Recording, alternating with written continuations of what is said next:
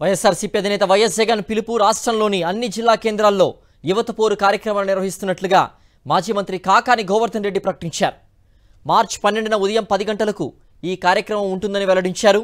ఇందుకు సంబంధించిన పోస్టర్ను కాకాని ఆవిష్కరించారు. నెల్లూరు అంబేద్కర్ విగ్రహం నుంచి ర్యాలీగా వెళ్లి కలెక్టర్కు వినతిపత్రం సమర్పిస్తామని చెప్పారు. అన్ని వర్గాల ప్రజలతో పాటుగా యువత, విద్యార్థుల్ని చంద్రబాబు మోసగించారని మండిపడ్డారు.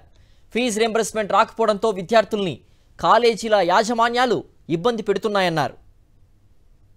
యువత పోరు కార్యక్రమంలో భాగంగా ర్యాలీగా వెళ్లి నెల్లూరు జిల్లా కలెక్టర్ గారికి వినతి పత్రం ఇవ్వడం జరుగుతుంది. అయితే ఈరోజు చంద్రబాబు నాయుడు గారు అన్ని వర్గాలను మోసం చేసినట్టే యువతిని, విద్యార్థులని ప్రధానంగా మోసం చేస్తున్నాడు.